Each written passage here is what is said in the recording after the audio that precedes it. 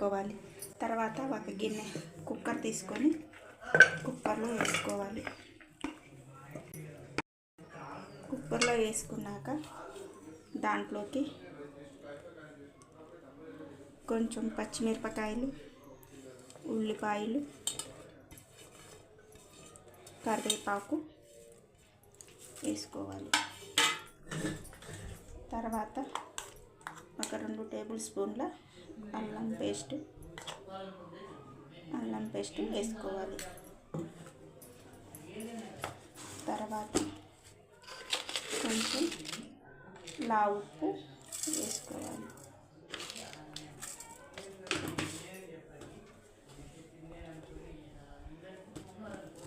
తర్వాత కూరకి సరిపడు మనము ఎంత కారం తింటామో అంత సరిపోను కారం వేసుకోవాలి.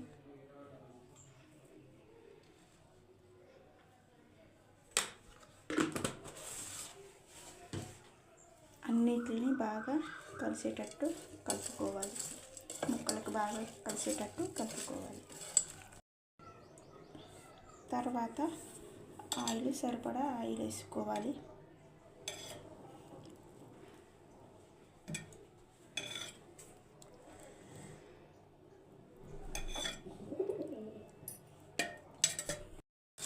మొత్తం కలబెట్టుకోవాలి.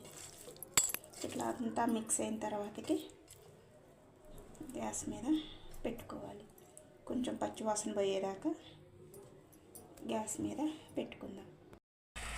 పసుపు వేసుకోవాలి. ఉసిరికాయ అంతా చింతపండు నానబెట్టుకొని దాని గుజ్జును కొంచెం ఇందులో వేసుకోవాలి. లేదంటే చింతపండు ఇష్టం లేదనుకుంటే టమాటాలైనా ఒక 2 కట్ చేసుకొని వేసుకోవచ్చు. ఇలా మొత్తం కలుపుకోవాలి.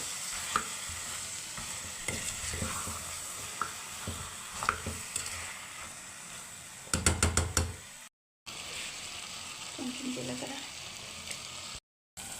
కొంచెం నూనెలో ఇట్లా వేగిన తర్వాత పచ్చివాసన కారం అవి పచ్చివాసన పోయిన తర్వాత మనకు కావాల్సినంత వాటర్ పోసుకోవాలి. ఇట్లా వాటర్ పోసుకొని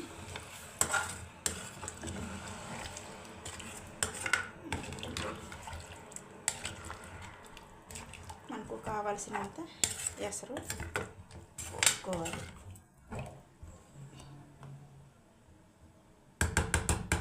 పోసుకొని కుక్కర్ మూత పెట్టుకోవాలి.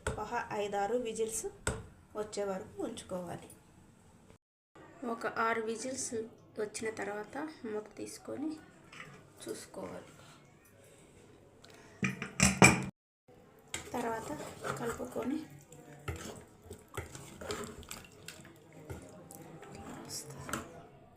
ఒకసారి కలుపుకొని గ్యాస్ మళ్ళీ ఒకసారి ఆన్ చేసుకొని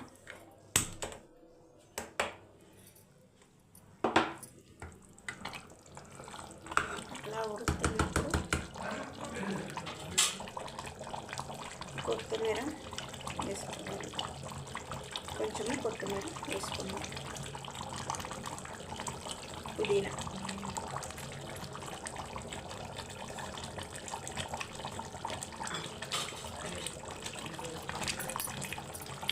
వేసుకొని కలుపుకోవాలి.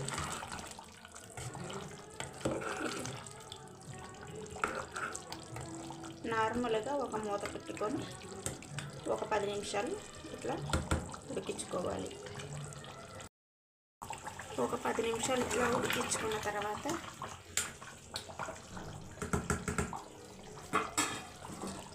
ఇప్పుడు పొడి మసాలా వేసుకోవాలి. ఒక 2 స్పూన్లు ధనియా పొడి, ధనియాలు, జీలకర్ర, లవంగాయి, దాల్చిన చెక్క కలిపి పౌడర్ చేసుకొని మసాలా పొడి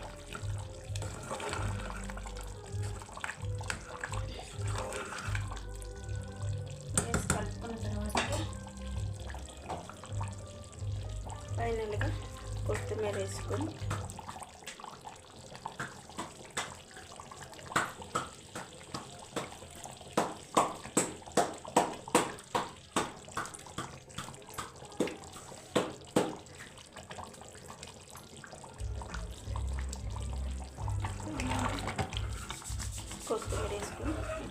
కలిపేసుకొని ఒక 2 నిమిషాలు అట్లా ఉంచి గ్యాస్ ఆపుకోవాలి. అంతే ఈజీగా కాళ్ళకూర కూర రెడీ అయిపోతుంది. ఇప్పుడు గ్యాస్ ఆపుకొని